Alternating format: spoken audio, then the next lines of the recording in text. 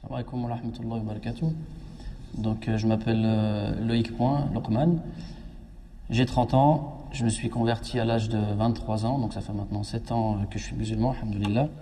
Avant de me convertir, on va dire, ça m'a pris 2 ans de cheminement, de recherche. Donc, à partir de 21 ans, j'ai commencé à me renseigner sur l'islam. Et donc, dès mes 18 ans, j'ai travaillé tout de suite dans le commercial pendant 5-7 ans.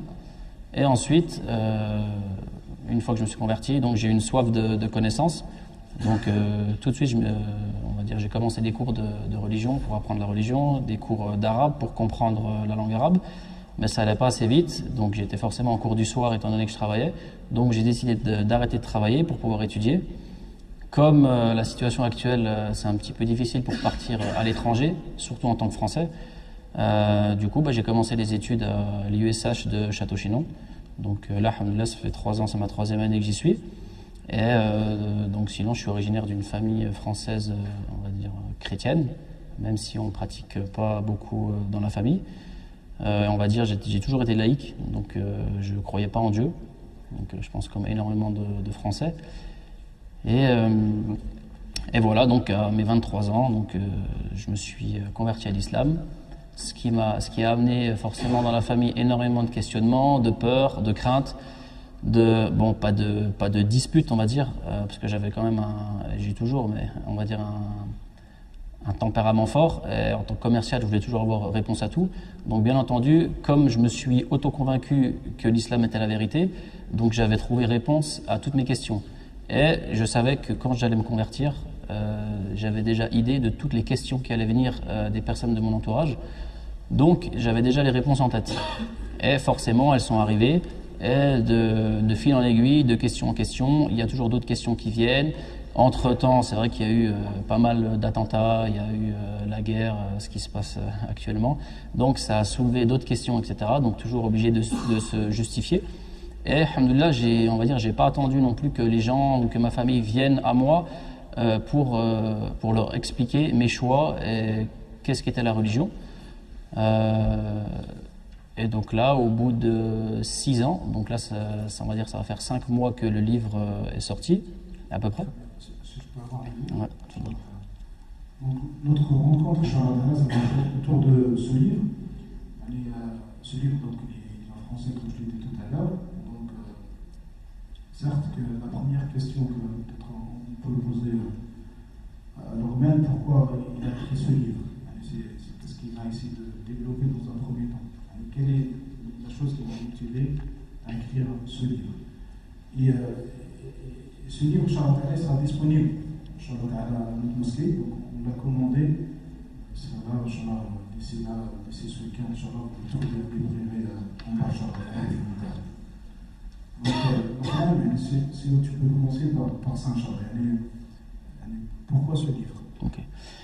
Donc, une fois que je me suis converti, effectivement, les premières années, donc on va dire la famille proche, il y a eu beaucoup de discussions, d'explications. Malgré les peurs, voilà, alhamdoulilah, on n'a jamais brisé les liens de famille, mais tout le temps, j'expliquais. Et j'ai une famille très nombreuse, et vous savez très bien que la famille proche, donc les frères, sœurs, parents, on a des contacts réguliers, mais les cousins, cousines, les oncles, les tantes, il y a des gens des fois qu'on ne voit pas depuis 5-10 ans, c'est dur de les voir, et surtout avec les personnes âgées. On ne peut pas venir comme ça au bout de 5-6 ans et dire « Ah bah oui, je me suis converti, on ne s'est pas vu depuis 10 ans, voilà ce qu'est l'islam, écoute-moi, assieds-toi, je vais te parler pendant 2 heures, je vais t'expliquer ce qu'est l'islam. » Les gens, ils n'acceptent pas. Déjà un musulman, c'est dur, mais alors un non-musulman, il n'a pas envie d'entendre ça. Donc j'avais aussi le souci d'expliquer, parce que j'entendais les rumeurs dans la famille, il s'est converti, il est comme ça, il est devenu extrémiste, il s'est fait embrigader, etc., etc. Donc il fallait que je trouve des réponses. Et on ne peut pas aller voir toute la famille, j'ai une famille, on est peut-être plus de 100 en tout, on ne peut pas aller voir tout le monde comme ça. Donc je me suis dit comment faire pour pouvoir leur expliquer. Donc effectivement, les personnes que j'avais en face à face, on peut. Mais même dans la discussion, ça ne dure pas 2 heures. Et en une discussion, on n'a pas le temps de penser à tout ce qu'on veut dire. Donc le livre, ça a été un moyen de pouvoir prendre le temps, de pouvoir expliquer, préparer et on va dire détailler au maximum tous les sujets que je voulais traiter, expliquer. Et vous savez comment est l'être humain, le fait de faire un livre, on va dire officiel, que ça soit voilà En plus, il est vendu, donc comme il a été édité, il est vendu dans des librairies, il est vendu à la Fnac. Donc voilà, la famille, c'est un petit peu, il y a ce côté prestigieux. Moi personnellement, je voulais pas faire, je m'en fiche de faire un livre, mais ce côté prestigieux, je savais que la famille, ils allaient le lire. Donc il y a quelqu'un qui écrit un livre, peu importe ce qu'il a écrit, qu'est-ce qu'il a mis dedans. Donc c'est voilà, par curiosité effectivement. Et comme on va dire, les gens qui me connaissent pas, bah forcément on lit un livre. Bon, quand l'auteur il parle de sa mère, de ses frères, de son oncle, de sa grand-mère, etc. On connaît pas. Mais quand c'est votre famille, tout le monde se connaît dans ma famille. Donc automatiquement, quand il y en a un qui le lit et que dedans il voit que je parle d'un tel, un tel ou une telle, tout de suite il sait de qui je parle et on se reconnaît. Donc ça veut dire que, bah, comme vous savez comment ça fonctionne le téléphone arabe, hein, c'est pareil chez les Français. Donc tout de suite, Vous avez un téléphone aussi? hein, ouais, ça fonctionne bien. Tout de suite, en fait, ils se contactent et ils disent ben, regarde ce qu'il a dit ça, il a dit ça. Et, alhamdoulilah, il y a quand même beaucoup de gens qui ont acheté le livre, qui l'ont lu. Et c'était le but, c'est que maintenant, donc, bon, j'ai pu quand même, alhamdoulilah, par la grâce d'Allah, casser des préjugés. Donc sur la religion, sur le prophète, alayhi salatu wassalam, et aussi sur mes convictions. Et au moins maintenant, on va dire, ça ouvre le débat. Parce que qu'on le veuille ou qu'on le veuille pas, le débat islamique, il est là. Hein. On regarde à n'importe quel média, on parle de l'islam, on critique, etc. Donc, en tant que musulman, bah, soit on esquive le sujet, mais soit on y répond. Donc, le livre, c'était vraiment pour pouvoir toucher, entre guillemets, toutes les personnes de la famille, d'une manière autre que par la discussion, parce que par la discussion, on ne peut pas parler aux gens qui sont loin. Et même, je prends en l'occurrence ma grand-mère, qui a plus de 80 ans, je ne peux pas lui dire assieds-toi, et là j'ai mis 120 pages dans le livre, je ne peux pas lui dire 120 pages en ayant toute son attention, et même moi, je vais oublier des choses dans la discussion. Donc là c'était l'occasion de pouvoir faire les choses et de laisser une trace aussi. Donc voilà le pourquoi du livre. Est-ce que ce livre, le but c'était pour peut-être le présenter plus pour ta famille, ou pour les non-musulmans, ou pour les musulmans eux-mêmes, un petit peu pour tout le monde? C'était quoi l'idée principale? L'idée numéro 1, c'était pour ma famille. Donc je suis le premier, on va dire, musulman. Donc c'était vraiment dans l'objectif de casser tous ces préjugés, cette peur aussi. Donc à chaque fois, il y a, comme vous devez connaître, toutes ces questions, mais pourquoi, qu'est-ce qui se passe, tu changes dans ta vie, on va dire, dans tes habitudes alimentaires, dans tes habitudes de tous les jours. Donc il y a forcément qu'il y a un impact sur la vie. Alors bien sûr qu'il est mieux, il est beaucoup plus sain, mais il y a eu tellement une propagande de peur autour de l'islam qu'on doit prendre le temps de casser ces préjugés. Et donc on va dire dans un premier temps c'était pour la famille. Et le fait qu'il soit édité, vous savez très bien que chaque personne convertie ou chaque personne qui revient à l'islam, c'est toujours par un moyen différent. Donc pour nous musulmans, ça nous fait un rappel. Ça nous montre que, alhamdoulilah, il y a toujours moyen et que tous les chemins qui mènent à l'islam sont différents.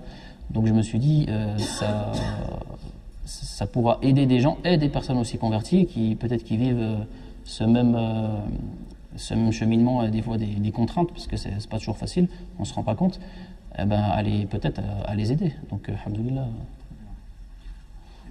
Le titre de livre, pourquoi je me suis converti à l'islam?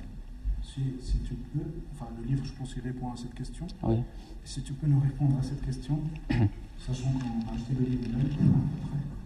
Mais on essaiera de comprendre le cheminement et le parcours que tu as eu, Inch'Allah, avant que tu embrasses l'islam, avant que tu deviennes musulman, et jusqu'au jour. Inch'Allah. Donc comme j'ai dit dans la présentation, donc jusqu'à 21 ans, donc je me considérais comme laïc, alors de famille chrétienne, mais j'ai jamais cru en Dieu. Et à cette question-là, on m'aurait posé la question qu'est-ce que la religion? J'aurais dit je sais pas. Personnellement, je vis très bien sans religion. Donc côté professionnel, alhamdoulilah, ça avait très bien marché. Donc je gagnais très bien. Donc je travaillais en Suisse, j'étais commercial. Alhamdoulilah, je gagnais beaucoup d'argent, j'avais un prestige, j'avais évolué, donc j'étais gérant, j'avais 20 personnes sous ma responsabilité. Donc mine de rien, même si on dit non, ça touche pas, c'était quand même un petit prestige. Donc tout allait bien, j'avais une belle voiture, un appartement, etc. Donc la religion, à ce moment-là, j'aurais dit tout ce qui m'intéresse, donc l'argent, le pouvoir entre guillemets, je l'ai. Donc ça va bien. Et un jour, donc j'attendais un ami, donc marocain, chez lui. Et pendant que je l'attendais, il y avait une petite pile de livres donc à côté du siège, et il y avait un livre en tête où il y avait une femme voilée qui était dessus. Donc moi j'ai pris le livre comme ça, en l'attendant, j'ai tourné le livre, j'ai même pas eu le temps de lire 2 lignes qu'il est arrivé. Elle me dit bah tiens tu regardes, bah vas-y prends-le, tu liras. Et moi j'ai dit non mais moi je lisais jamais, donc j'aimais vraiment pas lire. Donc j'ai dit non c'est bon, c'était juste en t'attendant, j'ai pas besoin de prendre le livre. Elle me dit si prends-le. Bon je me suis retrouvé avec le livre. Donc maintenant voilà. Ah oui, alhamdoulilah. Donc je me suis retrouvé avec le livre et j'ai commencé à le lire. Bon je l'ai lu assez rapidement. Donc forcément le livre il parlait du sujet de la femme en islam. Donc c'est normal, il était axé sur comment la femme devait se comporter dans la vie vis-à-vis de Dieu, vis-à-vis de sa famille, vis-à-vis de son mari. Donc moi en tant qu'athée, je connaissais aucune femme musulmane voilée, femme musulmane pratiquante, et aucun musulman, on va dire, pratiquant dans mes connaissances. Donc j'avais aucun, on va dire, aucun modèle, voilà, où je pouvais confirmer les propos du livre. Donc je commence à lire le livre et je découvre des valeurs de pudeur, de respect, de chasteté, de respect, de fidélité vis-à-vis de son mari, vis-à-vis de la famille également, d'obéissance. Alors j'avais bien compris que le livre, comme il était orienté sur la femme, c'était pas un livre misogyne. Je me doutais bien qu'il devait y avoir aussi le livre pour l'homme. Donc j'avais conscience que c'était vraiment axé pour la femme. Donc plus je lisais, plus je me disais bah effectivement, c'est beau, oui, c'est bien, mais ça n'existe pas des femmes comme ça. Le livre est beau, tous les préceptes sont beaux, mais bon, trouver une dans la réalité, ça n'existe pas. Mais le livre est bien. Et donc, toujours en tant qu'athée, à ce moment-là, moi, les seules choses que je connaissais de l'islam, c'était la télévision. Donc, je pensais que le voile, bon, déjà, je ne connaissais aucune femme voilée, et aucune personne ne m'avait expliqué qu'est-ce qu'était l'islam. Donc, même dans mes collègues musulmans, il n'y en avait pas beaucoup qui vraiment pratiquaient, et ceux que j'avais, ils m'avaient jamais dit un jour, écoute, tu sais ce que c'est l'islam? C'est comme ça, c'est comme ça, c'est comme ça, voilà ce qui se passe, c'est pas que pour les Arabes, c'est pour tout le monde. Personne ne m'avait dit ça, donc l'islam c'était pour les Arabes, c'était leur religion, et c'est tout. Donc je découvrais ce livre, et effectivement, à la fin du livre, j'arrive rapidement à la fin du livre, je me dis, bah effectivement, le livre est beau, j'ai trouvé rien à redire dedans. Effectivement, en tant qu'homme, bah, avoir une femme vraiment qui est comme ça, c'est le top du top, mais ça n'existe pas. Donc je redonne le livre à mon collègue. Voilà. Et suite à ça, je lui redonne le livre et il me dit tu l'as aimé, bah tiens, prends le deuxième. Et il me donne un autre. Et là je lui dis non mais attends c'est bon, moi c'était juste un livre, je te le redonne c'est tout. Et il me dit non prends-le celui-là, tu verras il est vraiment bien, Et ce deuxième livre c'était La Tahzan de Shir Qarni, donc ne sois pas triste. Et comme le titre l'indique, ne sois pas triste, il traite de toutes les tristesses que l'être humain peut rencontrer dans sa vie. Être humain tout court, musulman et non musulman. Et donc en tant que non musulman, athée à cette époque, donc on a forcément été triste. Donc on trouve des remèdes, donc que ce soit aussi bien en France dans un pays laïque que d'un point de vue musulman, tout le monde va essayer de trouver des remèdes à la tristesse. Il y en a qui marchent, il y en a qui ne marchent pas. Donc moi, toute ma vie, j'avais été triste, j'avais des exemples autour de moi de personnes qui avaient été tristes, et dans ce livre, il va traiter tous les aspects, que ce soit aussi bien de la tristesse liée à la perte de l'argent, à la perte d'un être cher, à l'infirmité par exemple, à un coup de cœur, donc dans les sentiments, etc. Tous ces sujets ont été traités, et à chaque fois que je lisais, l'auteur il faisait toujours référence à Dieu, donc Allah, comme c'était écrit dans le livre, au Coran, en citant toujours des versets du Coran, et au prophète, alayhi salatu wassalam, avec des hadiths, donc des paroles du prophète, alayhi salatu wassalam, et des fois, il venait éclairer avec des exemples contemporains, des exemples de maintenant. Et donc, comme moi j'avais été triste, plus j'avance dans le livre, chaque sujet de tristesse, alors si je les avais vécus personnellement, je revois ces sujets, je me dis effectivement, si j'avais suivi les conseils de l'auteur, bah c'est clair que j'aurais pas été triste, j'aurais évité ça. Et plus j'avance, plus je me dis effectivement, il a toujours réponse à tout. Alors des fois c'est le sujet d'exemple de la vie contemporaine, des fois c'était le Coran qui avait raison, des fois les hadiths, donc à chaque fois il trouvait réponse à tout. Et donc il y avait aussi les sujets comme l'alcool, la cigarette, la drogue, etc. Et donc même si moi par exemple j'avais jamais été, on va dire, confronté à vraiment des malheurs ou des pertes d'être cher liés à l'alcool ou à la cigarette, on a tous autour de nous entendu des histoires de gens, des morts brutales, des jeunes qui sont morts liés à l'alcool, à la cigarette. Et en tout cas, les seuls qui appliquaient la tolérance zéro, bah, en tout cas, c'est dans le livre. Donc effectivement, on se revoit et je me pose des questions. Je me dis, effectivement, si moi j'avais un frère ou quoi qui est mort à cause de l'alcool ou quoi, est-ce que j'aurais pas préféré qu'il applique la tolérance zéro et j'ai encore mon frère, que, soi-disant, au nom de la liberté de faire ce qu'on veut, en attendant, moi j'ai plus mon frère et je suis triste. Et vice-versa, dans les liens conjugaux, on est tous témoins de personnes qui divorcent ou qui font de l'adultère, etc.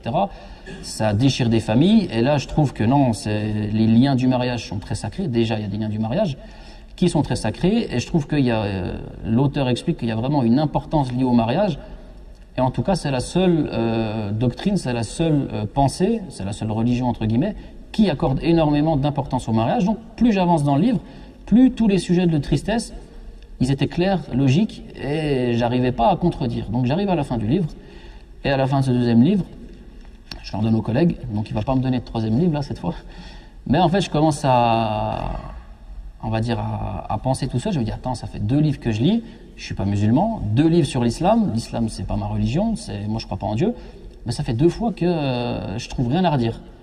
Et donc là, on va dire, il y a l'ego qui revient dessus. Je dis, attends, je suis commercial, j'ai toujours réponse à tout. Comment là, je trouve pas de faille et tout. Je dis, c'est bizarre.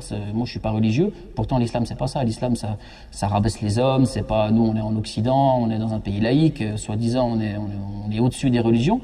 Et là, je trouve que dans la religion, il y a rien à redire. Alors que si je compare ma vie future et les exemples qu'on a là maintenant en France, il y a des choses à dire. On trouve des erreurs, et là, j'en trouve pas. Donc je dis, bon, je suis pas plus bête qu'un autre, ils n'arrêtent pas de prendre le Coran en référence, je vais acheter le Coran, je vais le lire, et on verra bien s'il y a une faille ou pas dedans. Donc je suis allé acheter un Coran français, et j'ai commencé de lire le Coran en français. Alors forcément, avant de lire le Coran, j'avais entendu tout et n'importe quoi au sujet du Coran, donc plein de gars, ça c'est dans le Coran, ça c'est dans le Coran, etc. etc. Donc je m'étais imaginé qu'est-ce qu'était le Coran, je m'imaginais une sorte de notice. Règle numéro 1, prie. Règle numéro 2, fais pas ci. Règle numéro 3, sois voilé. Règle numéro 4, reste à la maison. Règle numéro 5, ne prie pas.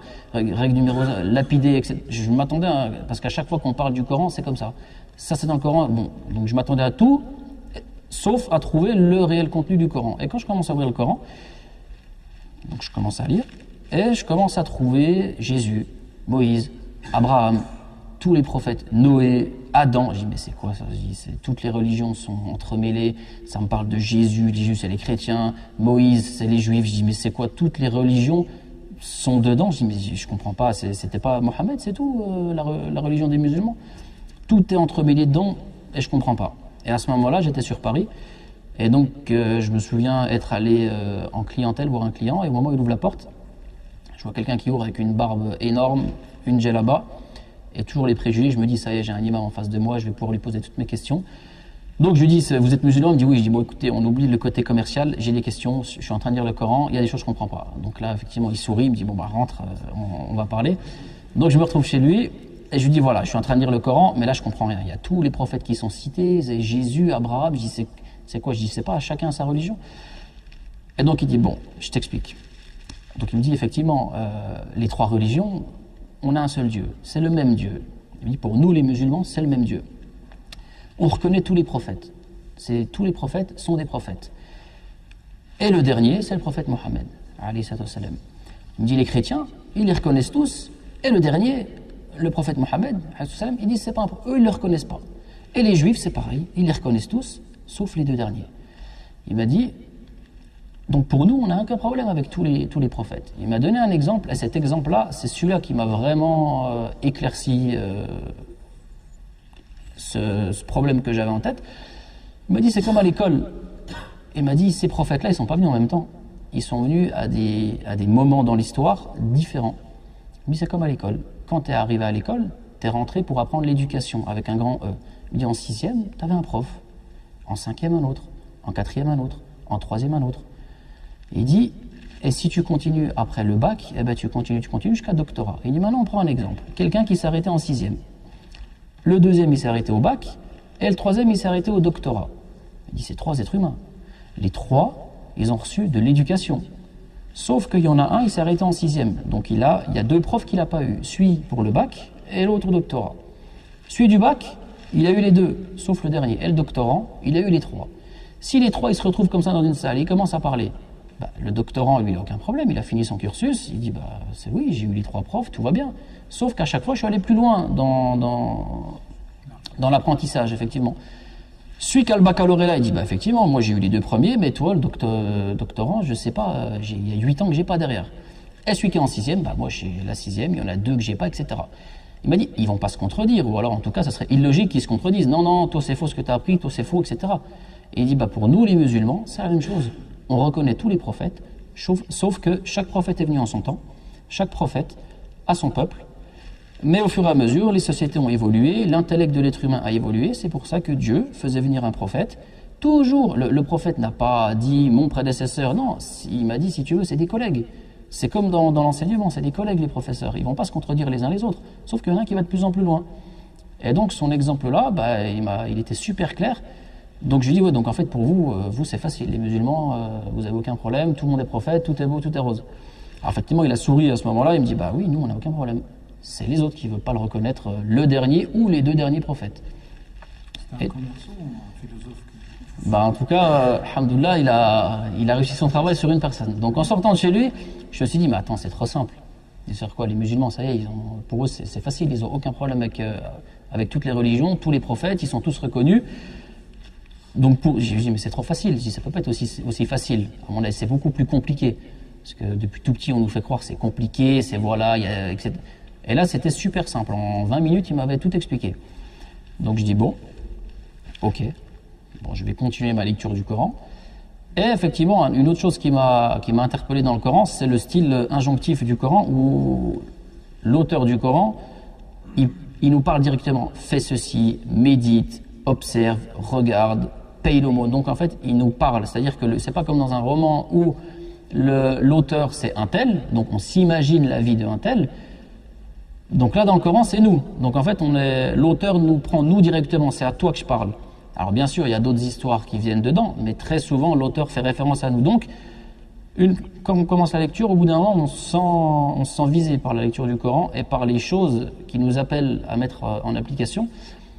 Et donc, toujours en tant qu'athée, j'ai dit, bon, je veux bien accepter, je vais jouer le jeu.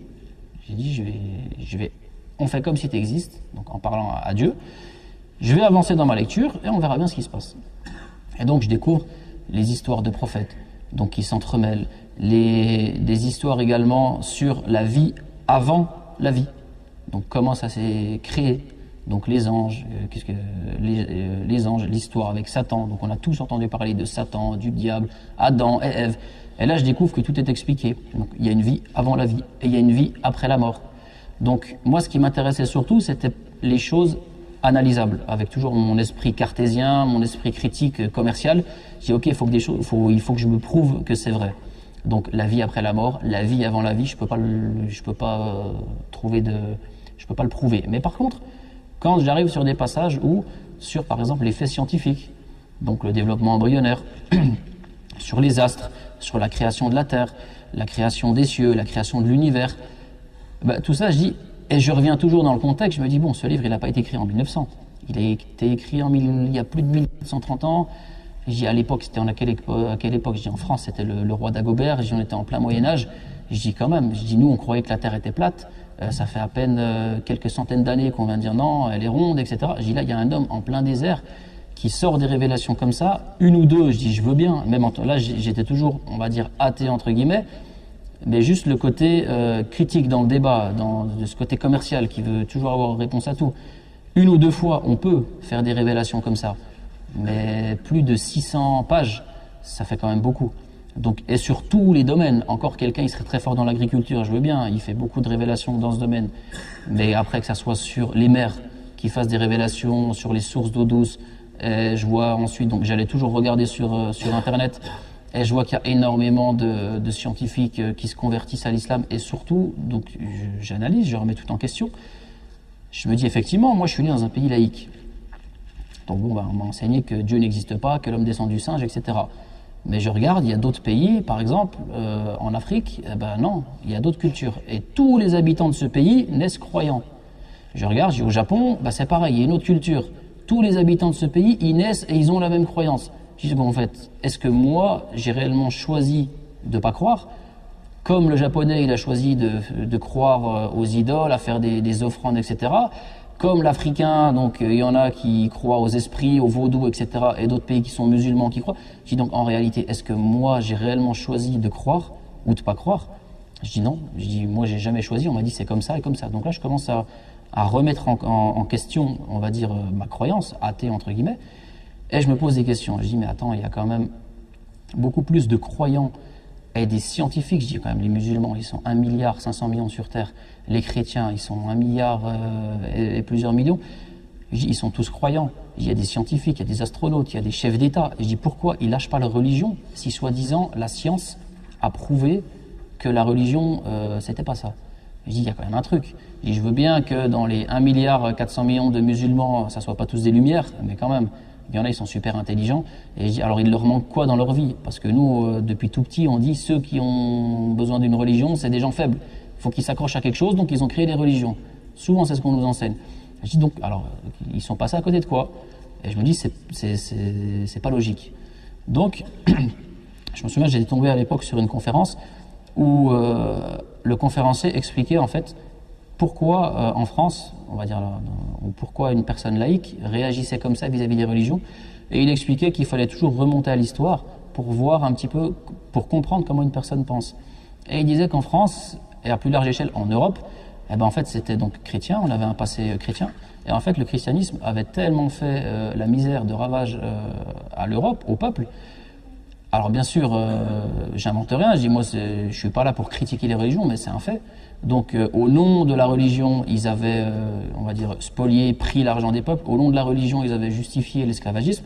Au nom de la religion, ils avaient dit oui, l'homme blanc est supérieur à l'homme noir, donc l'esclavage c'est bon, ça passe, on tolère. Et à chaque fois, au nom de la religion, on tue des gens, on pille, etc. Donc religion et État ne faisaient qu'un. Jusqu'en France, en 1905, on fasse la distinction, on divise. Et la science, bien sûr. Alors dans la religion, comme dans la religion chrétienne, forcément le texte originel, il a été modifié. Là encore une fois, je dis, j'invente rien. Je dis aujourd'hui, si on va dans une librairie, on demande, je voudrais acheter la Bible, il va nous dire, ok, quelle version, quel modèle?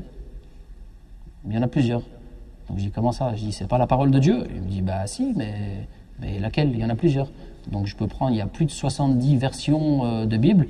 J'en prends une à la page 140, une autre page 140, c'est pas les mêmes mots. Là il y a une phrase ajoutée, là il y a une en moins. Donc comment faire si je veux suivre au mieux la parole de Jésus? Parce que dans la Bible, il y a la parole de Jésus, il y a la parole de Dieu, il y a la parole des compagnons, il y a la parole de l'auteur, tout est mêlé. Et on n'arrive plus à savoir quel est vrai du faux. Donc quand on pose la question à un chrétien, il dit oui, mais il y a l'esprit de Dieu qui est dedans. Je dis oui, ok, mais ça ne me parle pas. Ensuite, je regarde d'un côté des musulmans, c'est simple, tu veux la parole de Dieu, il y a le Coran. Tu veux la parole du prophète, il y a des livres, des recueils que de paroles du prophète. Tu veux la parole des compagnons, il y a d'autres volumes que la parole des compagnons. Tu choisis où tu veux. Mais il y en a une qui est claire, le Coran, tu vas dans le monde entier, tu prends à la lettre même, ça sera le même Coran. Je dis c'est beaucoup plus simple, effectivement. Ça, c'était ta relation avec les livres, c'est-à-dire le premier livre, le deuxième livre, qu'on a reçu aussi, ouais. Le troisième livre. Donc c'est très très important de lire. Je ne sais pas si tu lisais avant ou pas. Non, du tout. Apparemment, quand on lit, on apprend. Donc, le fait de lire, on arrive à atteindre cette relation avec le Créateur. C'est-à-dire, avant, tu n'avais pas cette relation. Non, du tout. Maintenant, si tu peux développer ta relation avec le Créateur. C'est-à-dire, cette étape-là, c'était très important. De lire la parole de Dieu, d'avoir cette relation verticale avec Dieu, de recevoir l'ordre qui vient du ciel, de Dieu, à toi-même. Quelle c'était cette relation-là? Donc en fait, c'est dans le Coran. Quand j'étais en train de lire le Coran, à chaque fois en fait qu'il y avait des versets ou des choses, tout de suite j'analysais avec l'actualité, ce qui se passe. Donc, au bout d'un moment, quand je suis arrivé vers la milieu du Coran, je dis bon, je veux bien croire que tu existes. Ok, pour l'instant tout est beau, tout est logique, mais laisse-moi du temps, parce que plusieurs fois dans le Coran, et souvent ça revient. Et faites la prière, donc l'auteur s'adresse à nous directement, et faites la prière, éloignez-vous des turpitudes, des mauvaises choses, et faites le bien, etc. Donc automatiquement, quand on commence à croire, en fait, il y a pas de question, on est obligé de mettre en application ce que nous dit l'auteur. Si on croit que c'est Dieu, si on croit automatiquement à sa parole, qu'il y a un jugement, qu'il y a 2 destinations, qu'il n'y en a pas 3, qu'il y a une récompense, qu'il y a un enfer, celui qui croit, en fait, normalement, il n'a pas le choix de mettre en application ou pas. Donc, il y a, on va dire, cette omniprésence qui commence à s'installer petit à petit, pour moi. Donc, automatiquement, quand on fait des choses qui désobéissent, ben, on sent la culpabilité. Quand on fait des choses bonnes, mais en tout cas, automatiquement, on sent que on n'a rien à se reprocher vis-à-vis du Créateur. Donc il y a cette omniprésence, cette croyance en Dieu qui fait que H24, on ne peut plus s'en détacher. Donc automatiquement, j'arrive assez vite à la fin du Coran. Donc je me dis, bon, j'ai pas trouvé la faille que je cherchais dans le Coran. Donc effectivement, j'ai rien à redire. Et là, automatiquement, dans le Coran, il y avait énormément de versets qui avaient été expliqués avec des paroles du prophète, alayhi salatu wassalam, donc par des hadiths, des paroles du prophète, alayhi salatu wassalam. Et tout de suite après le Coran, j'ai dit, ok, bon, peut-être Dieu, effectivement, je crois en toi, mais il m'en faut plus. Il me faut des livres sur le prophète, alayhi salatu wassalam. Donc, j'ai tout de suite acheté des livres sur sa biographie, sur les hadiths de toutes ses paroles, etc. Et donc, automatiquement, plus on lit la vie du prophète, alayhi salatu wassalam, automatiquement la foi elle augmente par la connaissance. Et on ne peut pas aimer, on ne peut pas croire quelque chose qu'on ne connaît pas. Donc plus je me mettais à apprendre, à découvrir qui était cet homme, plus ma foi augmentait, jusqu'à au bout d'un moment dire bon c'est bon, je crois en Dieu, oui c'est ok, je crois en Dieu. Le prophète, alayhi salam, oui je crois que c'est un prophète comme tous les autres prophètes. Son comportement, et là c'est vraiment on va dire le prophète, alayhi salam, c'était vraiment la personne, on va dire, l'exemple, la chose que je pouvais analyser le plus. Et si on essaye de trouver, parce que forcément, quand on se convertit, on va se dire, il n'y a pas de chemin de retour. Surtout pour un converti, c'est en plus avec une grande famille. Moi, je voyais mon travail, poste à responsabilité, etc. Faut savoir ce qu'on fait, etc. Je me dis, si je me convertis, il faut, déjà à titre personnel, il faut savoir où tu vas, il faut être sûr de ce que tu fais. Et derrière, il y a toutes les personnes, il y a 100 personnes qui vont débarquer. Et pourquoi, et comment, et truc. Donc, je me dis, il faut que j'ai réponse à tout. Déjà, si je le fais, si je me suis auto-convaincu, mais après, il faut que je transmette et que je réponde à toutes ces questions qui vont arriver. Donc, à titre personnel, c'est clair que j'étais convaincu et je commençais petit à petit à anticiper les questions qui allaient venir. Et pourquoi pas d'alcool? Et pourquoi pas de porc? Et pourquoi une vie après la mort? Et qu'est-ce qui te prouve qu'il y a une vie après la mort? Et qu'est-ce qui te prouve que c'est un prophète? Et etc., etc. Donc, à titre personnel, je continuais mes recherches. Et donc, automatiquement, plus j'avançais dans les recherches, plus ma foi augmentait par la connaissance de la religion, du prophète, alayhi salam, des compagnons. Je regardais des conférences forcément d'imams contemporains, donc où à chaque fois tout était expliqué. Et donc, petit à petit, on commence à mettre en application des choses. Jusqu'au dernier moment, je me suis dit, le jour où je me convertis, automatiquement, il faut que je prie. Parce que si je me dis converti et je prie pas, ça le fait pas. Donc, je me dis la prière, c'est quoi la prière? Pourquoi 5? Et pourquoi comme ça? Et pourquoi ci? Et pourquoi ça? Et pourquoi on bouge le doigt comme ça? Donc j'avais un ami à l'époque qui priait, je lui dis mais pourquoi tu pries, pourquoi tu fais ça? Il me dit écoute avec tes questions j'en sais rien, moi pourquoi je fais ça avec le doigt? Il dit va voir l'imam, moi je peux pas j'en sais rien, il dit je le fais parce que c'est comme ça mais je peux pas te répondre. Et je voulais pas faire une chose si je la comprends pas. Donc je suis allé à l'époque, j'étais à Genève, donc dans la mosquée voir l'imam et j'ai posé toutes mes questions. Donc il m'a répondu, alhamdoulilah, et ensuite j'ai dit c'est bon je suis prêt, je vais me convertir. Donc j'ai appris, il m'a dit t'es sûr, personne t'a forcé, etc. Donc je raconte également tout le passage de la conversion. Mais voilà, et automatiquement, ensuite, la prière c'est en arabe, donc j'ai dû apprendre la Fatiha, donc la prière Salat Ibrahimiya, et c'est en arabe. Donc moi en français, je dis ok, je l'apprends par cœur, mais je comprends pas. Donc oui, j'ai la traduction, mais je comprends pas. Je dis mais si je vais prier toute ma vie en arabe et je comprends pas l'arabe, je dis c'est quoi, il faut que j'apprenne. Donc forcément, l'imam, il ne va pas laisser partir comme ça. Bien sûr, il faut que tu apprennes. Il y a les cours d'arabe, il y a les cours de religion, c'est en français, c'est gratuit, viens, commence, tel bienvenue. Donc il m'a fait tout le speech, la présentation. En fait, c'est pas une religion qui se vit tout seul, etc. Tu fais partie d'une communauté, donc viens, etc., etc. Donc tout de suite, alhamdoulilah, j'ai commencé les cours. Donc automatiquement, avec la connaissance, l'explication par un imam, forcément, ça devient plus clair. Toutes les questions, on les pose. Et c'est comme ça que petit à petit, on avance. Là, tu t'es converti? Là, je me suis converti. Dès que je me suis converti, 3 jours après, donc je commençais les cours d'arabe et les cours de religion. Voilà. Donc toujours effectivement au travail. Donc comme j'étais responsable, on va dire, alhamdoulilah, c'est moi je gérais, on va dire, mon temps. Donc je pouvais aller tous les soirs aux cours, aux conférences, lire, etc. jusqu'à ce que ça soit pas assez. Donc je me dis, mais là je perds 8 heures de la journée alors que je pourrais apprendre, etc. Donc je dis, bon, il faut que je fasse un choix. Et à l'époque, j'étais pas marié, donc je me suis dit, mais si je dois me marier, mais c'est quoi le mariage? On me dit, il faut attendre jusqu'au mariage, mais c'est quoi? Il fallait que je comprenne les choses. Donc, il faut que j'apprenne. Je me suis dit, il faut que j'apprenne. Et parce que tout de suite, en islam, on m'a montré la responsabilité et l'importance du mariage, de l'éducation des enfants, que le jour du jugement, là c'est bien, on peut rigoler sur terre, mais le jour du jugement, je vais être en face des enfants, pourquoi tu as choisi une telle, et pour la femme pareil, pourquoi tu as choisi un tel, soit mes enfants, ils vont être avec moi si je les ai bien éduqués, soit contre moi. Je vois, en fait, c'est pas la fête, donc il faut vraiment que j'apprenne c'est quoi le mariage, et il n'y a pas d'autre solution pour apprendre. Effectivement, on peut le faire en cours du soir, mais moi ça allait pas assez vite. Donc j'ai pris un choix d'arrêter de travailler pour pouvoir apprendre beaucoup plus rapidement. Et donc effectivement, je reviens sur cette foi en Dieu et aussi sur un problème que j'avais sur la croyance en Dieu. C'est que depuis tout petit, donc en tant que laïc, comme Dieu n'existe pas et qu'on regarde énormément de films, on s'imagine Dieu. Donc avec tous les films, ça nous aide pas. Donc on s'imagine Dieu avec tous les films qui font un Dieu fort, puissant, même des dieux qui se font la bagarre, etc. Donc quand en islam on dit oui, Dieu il est comme ça, Dieu il est fort, il est puissant, on se l'imagine. Et ça me bloquait, j'arrivais pas à imaginer Dieu. Je me dis, mais alors, toutes les questions qui reviennent, mais si Dieu, il a tout créé, qui a créé Dieu? Mais Dieu, il a créé le temps, mais Dieu, donc toutes ces petites questions qui viennent nous embrouiller. Et un jour, je tombe sur une conférence, un imam justement, qui explique à un homme, un bouddhiste, comment, donc le bouddhiste, eux qui adorent, ils avaient besoin d'une petite statue pour adorer Dieu. Et l'imam lui explique que non, même dans le bouddhisme, comme dans le judaïsme, comme dans le christianisme, c'est interdit l'idolâtrie, le fait de représenter Dieu. Et le bouddhiste lui dit oui, mais on le sait, mais c'est pour commencer, pour s'aider, pour se focaliser, pour se concentrer sur Dieu. On a besoin d'un petit temple, une petite statue. Et après, une fois qu'on arrive à être fort dans la spiritualité, on peut se séparer de ça.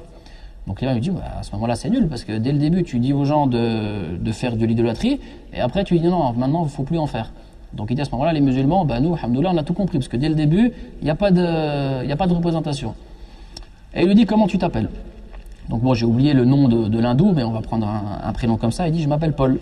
Il dit, ok Paul. Il dit, Paul, tous les mois, imaginons que tu vas donner 100 € à un petit Sri Lankais pour ses études. Donc tous les mois, tu lui donnes 100 €. Le Sri Lankais, il ne connaît pas. Il ne te connaît pas, il t'a jamais vu. Il reçoit 100 € tous les mois, avec lesquels il peut acheter des livres, etc., des fournitures scolaires. Et donc tous les mois, il dit merci Paul, et tu y reçois 100 €. Donc il est content, 1 mois, 2 mois, 3 mois, merci Paul. Puis un jour, sur sa table, il y a un cafard qui passe. Et lui, il attrape le cafard, il le met dans une boîte, et à partir de maintenant, Paul, c'est le cafard. Donc il dit merci Paul, c'est toi le cafard. Et là, l'imam, il regarde l'autre, il dit, est-ce que tu serais content que ce petit Sri Lankais, il dise merci Paul en prenant un cafard? Donc il avait compris, il dit non. Il dit c'est la même chose avec Dieu. Il dit, toi, tu veux pas qu'on te représente par un cafard, et Dieu, le créateur de tout, regarde, tu le représentes comme Bouddha ou comme une autre chose, et tu crois pas qu'il va être vexé? Il a dit, si tu n'as que son nom, contente-toi de son nom. Il dit, on ne te demande pas de l'imaginer. Il s'appelle Dieu, tu l'appelles Dieu, il s'appelle Allah, tu l'appelles Allah, c'est tout. Et quand j'avais vu cet exemple, effectivement, l'esprit, on va dire, cartésien, donc laïque, il veut, je crois que ce que je vois, effectivement, il n'arrive pas à comprendre ça. Et dès que j'ai vu cet exemple-là, j'ai dit, mais ok, c'est clair. Il s'appelle Dieu, ok, j'arrête, je me l'imagine pas, de toute façon, je peux pas. Et donc, avec plein d'autres exemples que je découvrais dans mes recherches, donc il y a effectivement des exemples qui disaient, donc l'esprit de l'être humain, il est limité, l'esprit de Dieu, il est illimité. Comment tu peux concevoir de cerner une chose avec un esprit limité qui lui-même est illimité? Il dit, on n'arrive déjà même pas à regarder le soleil ici sur Terre en live, et toi tu veux essayer de voir le créateur du soleil. C'est impossible, on peut pas. De la même manière, il y avait j'étais tombé sur une histoire où, parce que souvent les athées, c'est toujours ce qui revient, si Dieu existe, vas-y, ouvre la mer en deux, fais des miracles, etc., ou qu'il se montre, et puis on le verra. Mais en réalité, c'est pas des questions pour être convaincu, c'est plutôt l'orgueil qui dit non, mais de toute façon, j'y crois pas. Donc, moi, en tout cas, dans mon cas, alhamdoulilah, c'était clair. Il y a un Dieu, on a son nom, on se contente de son prénom. Et tous les exemples que je trouvais dans le Coran, en tout cas, ils étaient applicables. Et quand j'ai commencé à voir la vie du prophète, alayhi salam, surtout là, à l'heure actuelle, avec toutes les choses que j'entendais sur lui, eh ben, je me rendais compte que non, en réalité, n'importe qui, de musulman ou de non-musulman, étudie la vie de cet homme, il est obligé d'admettre que c'était le meilleur des hommes que la terre ait porté. Et donc moi, il y a aussi une chose qui m'a, enfin j'ai fait une petite, forcément je pensais, tout ce que je découvrais sur lui, j'analysais, etc. Et je me dis, bon ok, soi-disant aujourd'hui, on est dans la société, on est au top de l'avancée scientifique, on est au top de l'intelligence, soi-disant. Je dis, les présidents, ils dépensent des millions et des millions pour faire une campagne présidentielle. Ils contrôlent les médias pendant la campagne présidentielle, sur toutes les chaînes, il y a la campagne. On met en avant tous les atouts d'un tel. Il y a toute une campagne, les gens ils vont dans les villes, etc. pour le peuple, pour prouver que sa campagne c'est la meilleure. Il passe président. Quelques mois après, il y a toujours des gens qui déchantent. Eh ben non, finalement, j'aurais pas dû voter pour lui, lui non, j'y crois pas, etc., etc. Et souvent, après, on découvre des histoires de fausses factures, d'escroqueries, des scandales sexuels, etc. Il y a toujours des choses comme ça qui arrivent. Pareil pour les cinéastes. Les cinéastes, avec les moyens qu'ils ont, ils arrivent à faire des films énormes, des budgets de plusieurs millions. Pendant 2 heures, on peut être à fond dans le film, on arrive à pleurer, ils arrivent à émouvoir les gens. Quelques heures après, quelques jours après, on oublie le film et on passe à autre chose. Les écrivains, la même chose. Ils arrivent à faire, ils ont des doctorats, c'est des professeurs, ils peuvent s'unir, faire le meilleur livre. Au mieux, ils auront quoi? Des millions et des millions de ventes. Ils recevront des titres, des best-sellers. Mais quelques jours, quelques mois, quelques années après, le livre, on l'oublie. Là, je dis quand même, sois honnête. Il y a 1400 ans, il y a un homme qui sait ni lire ni écrire, qui a commencé, pas à écrire, à dicter comme ça des paroles. Une ici, une là. Pendant 6 mois, il n'en dit pas. Et il reprend, pendant 23 ans, dans le désordre. La dernière année, d'un coup, il les aligne toutes, et c'est que du par cœur. Les plus de 650 pages, tout dans l'ordre, sans écriture. Déjà moi, là j'ai fait 120 lignes, je ne les ai pas apprises par cœur. C'est impossible de tête à dire des phrases dans le désordre et ensuite sans en annuler, en revenant, en disant non, attends, je me suis trompé. C'est impossible à remettre dans l'ordre que de mémoire. Lui, il va le faire pendant 23 ans, la dernière année, tout dans l'ordre. Déjà ça, je me dis, c'est impossible. Et c'est pas tout. 1400 ans après, plus d'1,4 milliard de personnes suivent ce livre. Pas seulement disent, c'est un beau livre, il l'applique, ça veut dire qu'il y a des règles, il y a un mode d'emploi, il y a tout dans ce livre. Donc, je me dis, ok, dans tous les musulmans sur Terre, c'est pas tous des lumières, ça d'accord, mais il y a quand même des chercheurs, des astronautes, des médecins, des avocats, des chefs d'État. Je dis quand même, ok, je veux bien croire, comme on me dit, que les religieux, ils ont besoin de ça pour se raccrocher à quelque chose, ils ont peur, à chaque fois on dit, ah, t'as une religion, c'est que t'as peur de quelque chose. Je dis quand même, il faut être honnête, 1,4 milliard de gens, ils ont tous peur. Au jour d'aujourd'hui, dans tous les domaines, tous les pays confondus, aucun être humain, aucun cinéaste, aucun président n'arrive à le faire là maintenant. Donc, même d'un point de vue athée, on est obligé d'admettre que ça a été le livre qui a eu le plus d'influence. Et si, comme ils le disent, c'est l'auteur du Coran, le prophète, c'est le meilleur auteur que la Terre ait connu. Je me dis, budget de propagande, budget d'impression, 0 €. Donc je dis, mais et tout simplement, c'est impossible. Après, il faut être logique, il faut revenir. Je me dis, mais non, c'est impossible. Donc ça, j'avais eu cette réflexion pendant la lecture du Coran, et je me dis non, n'importe qui de logique, c'est impossible. Ou alors, même s'il est athée, il est obligé de dire que le livre qui a eu le plus gros succès sur Terre, c'est le Coran, et que l'homme qui a le plus d'influence, parce qu'au jour d'aujourd'hui, trouver un homme qui fait et qui, par ses conseils, ses recommandations, est suivi par 1,4 milliard de personnes, c'est le seul. C'est le seul, parce que même si on peut regarder les chrétiens, ils n'appliquent pas les préceptes que Jésus leur a transmis. Donc je me dis, mais c'est trop. Donc après, automatiquement, si ça ne vient pas de lui, si un simple humain ne peut pas faire ça, c'est que ça ne vient pas de lui. Et c'est aussi une chose, c'est qu'aucun être humain sur Terre, quand il a un succès comme ça, n'a dit, c'est pas moi l'auteur de ça. C'est pas dans la nature de l'être humain. J'avais vu une conférence, l'imam disait, mais l'être humain, juste, il a une simple augmentation à son travail, il prend une chaise, il change et il prend une chaise en cuir. Là, il a tout, on lui a apporté sur un plateau la richesse, la gouvernance, les femmes, il a tout refusé. Et à chaque fois de dire, c'est pas moi l'auteur de ce livre, c'est pas moi l'auteur de ce livre. À chaque fois de répéter ça. Mais au bout d'un moment, je me dis, faut l'écouter. S'il le dit, Je dis, ça ne correspond pas à la nature de l'être humain. Et surtout quand on analyse les conseils et les recommandations du prophète alayhi salam aux gens, que ce soit aussi bien du point de vue familial que d'un point de vue du voisinage, d'un point de vue dans la société civile, comment vivre, même pendant la guerre. Parce que bien sûr, tout le monde, même dans l'histoire, on a analysé la guerre, comment ça fonctionne la guerre. Même dans la guerre, il n'y a pas un homme qui a fait la guerre avec autant de miséricorde que ça. Alors même si maintenant on veut, on va dire, diaboliser l'islam, etc., faut arrêter. Juste l'histoire, on se rend compte que juste les États-Unis lancer une bombe atomique, ça on l'oublie, mais quand même, on parle de terrorisme, personne n'a fait ça. Lancer une bombe atomique sur un pays, on n'en entend plus, comme si c'était fini. Je dis mais personne n'a fait ça.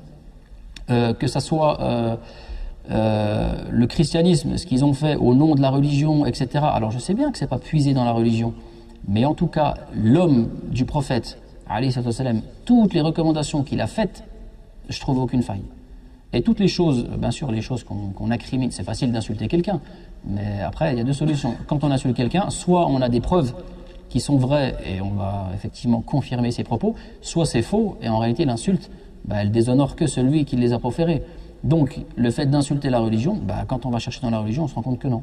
C'est pour ça qu'il y a de plus en plus de gens qui se convertissent à l'islam et qui reviennent à l'islam. Parce que quand on dit l'islam c'est ci, l'islam c'est ça, c'est dangereux, c'est barbare, etc., etc., ok, peut-être qu'au début ça fait peur. Comme moi, le premier dans ma famille, ça fait peur. Mais au bout de 5 ans, 7 ans, oui. Excuse-moi. En parlant de ta famille, parce que le livre, dans un premier plan, était écrit pour la famille.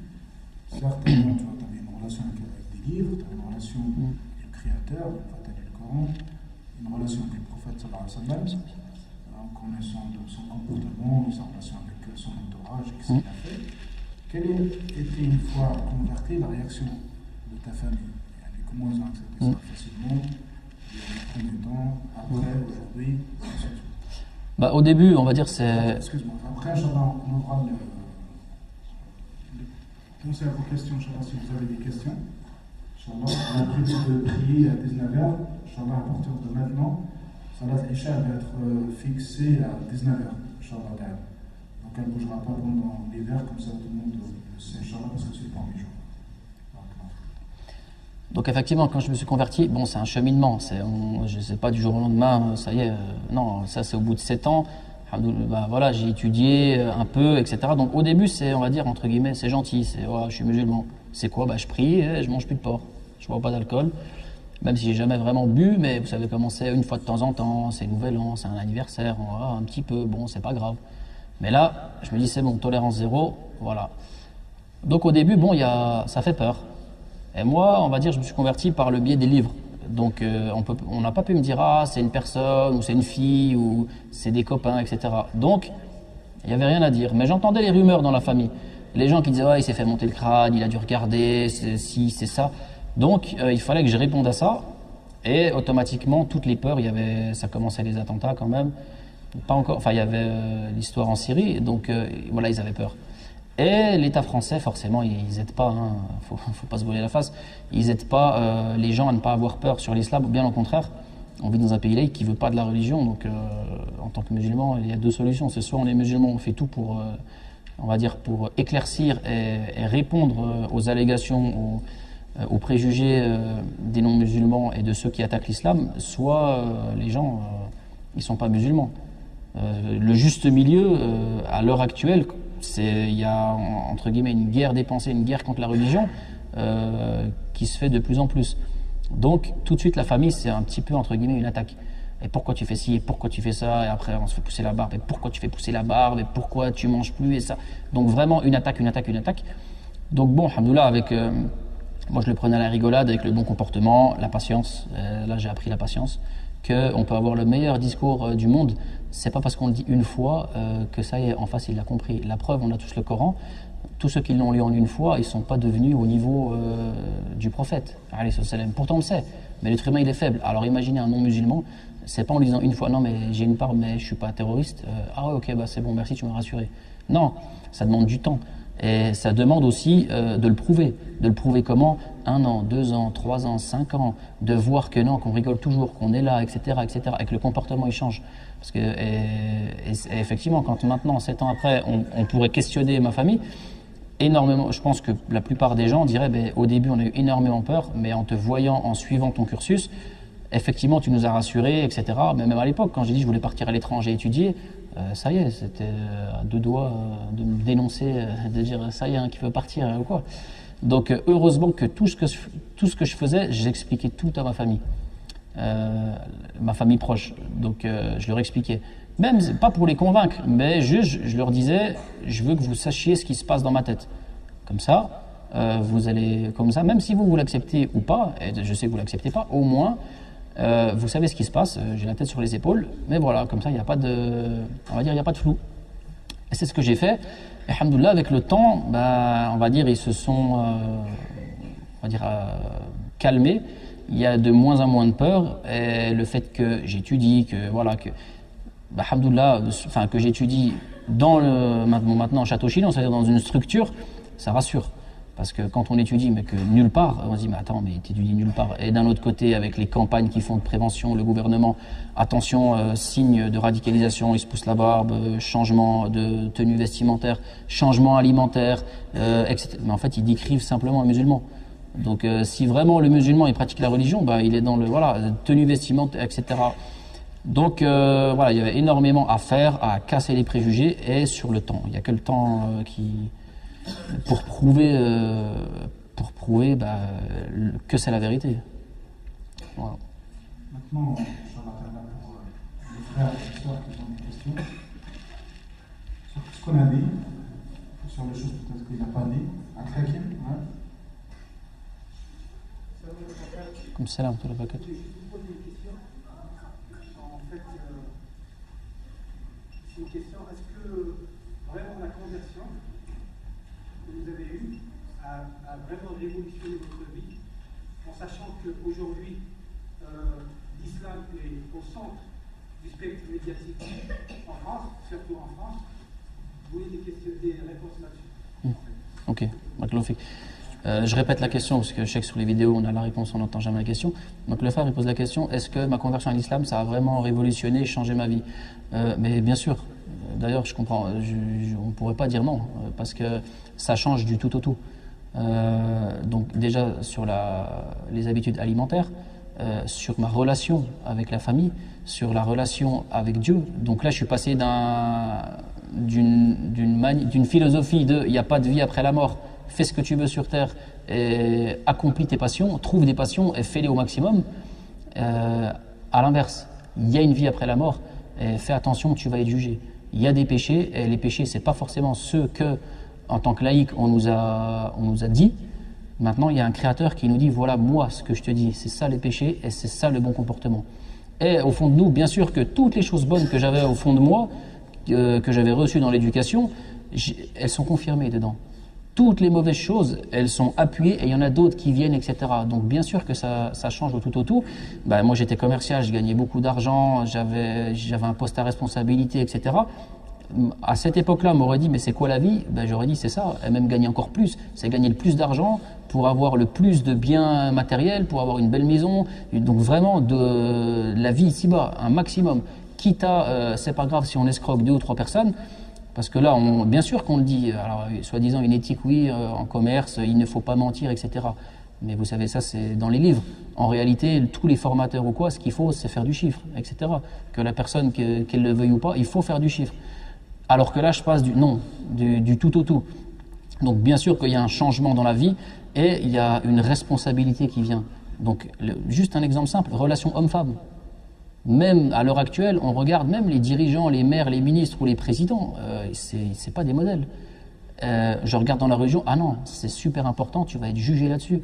Tu respectes ta femme, tes enfants, tu leur transmets l'éducation, tu vas rendre des comptes à ton créateur, parce que même dans la tristesse que tu vas infliger aux gens, tu vas rendre des comptes.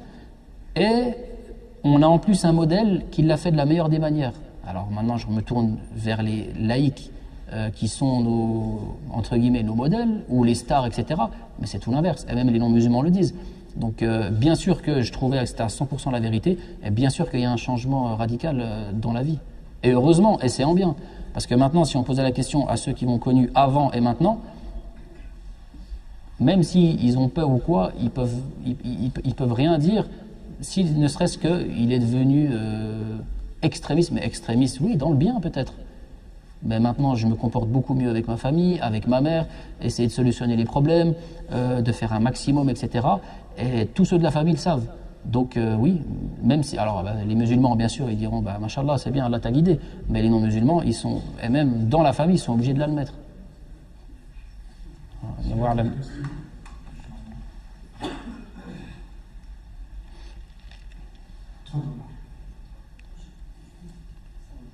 Comme ça,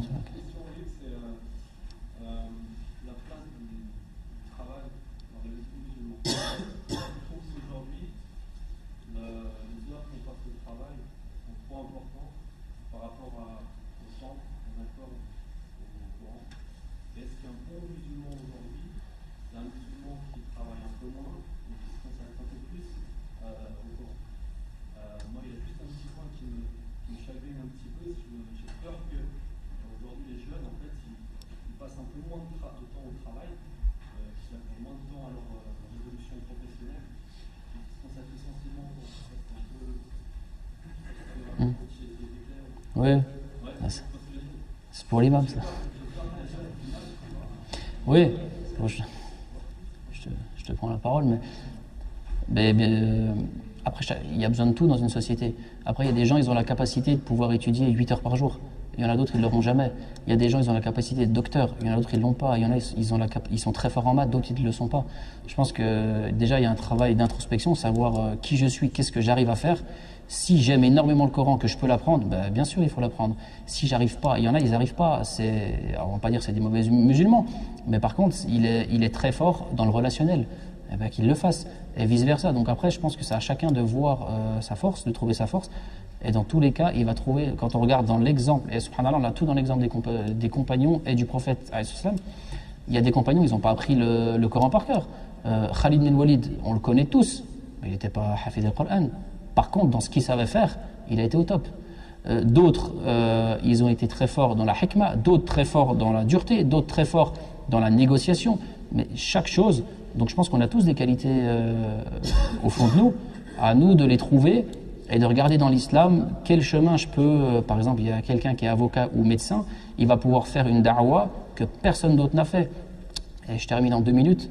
Quand on était à Château-Chinon, il y a 2 ans maintenant, quand, je vais le prendre en exemple parce que c'est un très bon exemple, quand Mohamed Ali, rahimullah, il est mort, un frère de Château-Chinon nous a fait un très beau rappel en disant Mohamed Ali, on sait qu'il faisait de la boxe, que la boxe c'est pas conseillé en islam, mais il était musulman et au nom de ses convictions, il s'est toujours battu et il a toujours fait pour l'islam, il s'est toujours battu pour propager l'islam et corriger les préjugés de l'islam. Et il a dit, il a fait une da'wa que les plus grands savants au monde, musulmans, ne pourront jamais faire. Quand vous allez aux États-Unis sur la route où toutes les étoiles de stars sont, il y en a une seule qui n'est pas par terre, vous savez, qui est sur un petit muret, c'est celle de Mohamed Ali. Parce qu'il a dit, je ne veux pas que le nom du prophète Mohamed soit par terre et que les gens marchent dessus. Mais au jour d'aujourd'hui, jamais ils mettront sur Hollywood, à côté de Marilyn Monroe, de Lady Gaga, l'étoile du plus grand savant musulman. Mais ils ont mis celle de Mohamed Ali. Donc pourquoi ? Parce qu'il s'est battu pour ses convictions. Donc même lui, il a dit à la fin de sa vie, il dit, je sais que l'islam, que j'ai battu George Foreman en Afrique, ça va rien changer pour moi au jour du jugement. Ça, c'était pour moi dans la dunya. Il dit par contre, maintenant ce qu'il faut que je fasse, c'est des œuvres de bien, ce que j'ai fait. Mais par contre, ce qu'il a fait, même si c'était pas au top du top, il s'est toujours battu sur tous les plateaux télé. On lui posait des questions sur la boxe, il répondait sur l'islam, il répondait sur le voile, il répondait sur la présence d'Allah subhanahu wa ta'ala. Donc, peu importe où il était, il essayait de pratiquer. Je pense que si chacun fait ça dans notre échelle, peu importe le domaine où on est, alhamdoulilah, on ne se ferait pas écraser comme à l'heure actuelle. Allahu a'lam. Par rapport à tes questions, c'est juste, il faut savoir une chose, que l'islam c'est une religion pour l'humanité et qu'on est différents. Et certainement, chacun il prend de cette source ce qu'il veut, qu'est-ce qu'il a besoin. Donc on ne peut pas donner tous, on va dire aux gens, la même quantité. Le plus important que chacun il doit se développer sur son chemin vers Allah subhanahu wa ta'ala. En tout cas, de prendre le chemin et de continuer dans ce chemin au Maroc. S'il y a une dernière question, Inch'Allah. Oui. Vous avez parlé au début de votre livre sur les règles pour les convertis, par rapport aux relations avec la famille. Je ne sais pas que c'est à chacun de trouver son chemin, la manière de régler l'affaire avec sa famille elle-même. Donc je répète la question, vous avez dit, donc oui, vous m'avez posé la question, est-ce que c'est pas à chacun de trouver son chemin, donc sans en fait que nous, enfin moi dans mon cas, que j'intervienne? Bah non, c'est comme avec les enfants, c'est comme si on dit, est-ce que vous pensez pas que l'éducation, c'est à chacun de la trouver et qu'en tant que parent, on la transmette pas? Non, je pense que c'est l'inverse. Quand on est convaincu d'une chose, on la transmet. Après l'enfant, effectivement, jusqu'à ses 18-20 ans, il va être tributaire de l'éducation qu'il a reçue. Après, c'est dès qu'il va commencer à raisonner par lui-même, il va remettre en question. Est-ce que c'est vrai ce qu'on m'a mis? Est-ce que c'est pas vrai? Est-ce que c'est vrai? Est-ce que c'est pas vrai? Moi, on m'a éduqué en tant que laïc, donc on m'a dit c'est ça la vérité. Par exemple, on m'a dit boire de l'alcool c'est bien, fumer de temps en temps c'est pas grave. Pour les relations homme-femme, fais ton expérience. On m'a dit c'est ça. Il me dit de toute façon tu vas être triste, hein. On te le dit d'avance, tu vas être triste. Mais vas-y, fais ton expérience. Et au jour d'aujourd'hui, mais c'est la plus grosse erreur. Parce qu'on regarde le fléau de nos sociétés en France, l'alcool, la cigarette, les relations amoureuses. Il y a des morts tous les jours. Les hôpitaux sont pleins à cause de la cigarette, l'alcool. Les gens se suicident, les violences conjugales. Pourquoi? Et les athées laïcs disent il n'y a pas de mode d'emploi pour l'éducation. C'est dur d'être parent. Ben, je réponds si, en fait, il y en a un. Mais vous ne le prenez pas, on l'a. Donc après, la question c'est, oui, moi je pense que, bien sûr, il faut inviter les gens quand on est convaincu d'une chose, et c'est pour ça que c'est ce qui nous distingue des animaux, on a la raison, on raisonne. Et dans un échange, moi je pense que ça c'est bien. La personne en face en discute, chacun apporte ses arguments, et des fois on peut se tromper. Et si on se trompe, bah, il faut prendre meilleur. En tout cas, moi je pense que c'est ma démarche. Et en tout cas avec le livre, c'est ce qui se passe maintenant, ça a ouvert le débat. Donc je ne dis pas que tout le monde est musulman, mais dans la famille. Mais au moins, il y a énormément de choses qui ont changé. Et on avait peut-être des relations familiales vraiment mauvaises. Et maintenant, en tout cas, alhamdoulilah, ça peut être beaucoup mieux. Il y a des notions de pardon qui existent, alors qu'avant, on pouvait se faire la guerre sur des générations. Bon, d'ailleurs, ce n'est pas chez les Français, hein, chez les Arabes aussi. Mais au moins, on a un mode d'emploi qui est présent. Alors après, on peut dire oui, c'est pas bien de... Mais si, au jour d'aujourd'hui, des gens ne nous avaient pas transmis la religion, on serait où? On ferait quoi? Comment on vivrait? Si on n'avait pas des gens de morale pour nous éduquer, bah, y en a d'autres qui éduquent, mais dans l'autre sens. Et on compare les peuples ou les familles. Des gens qui naissent dans une bonne éducation et d'autres non. Alors la question, est-ce que c'est pas mieux de transmettre quelque chose? Allahu a'lam.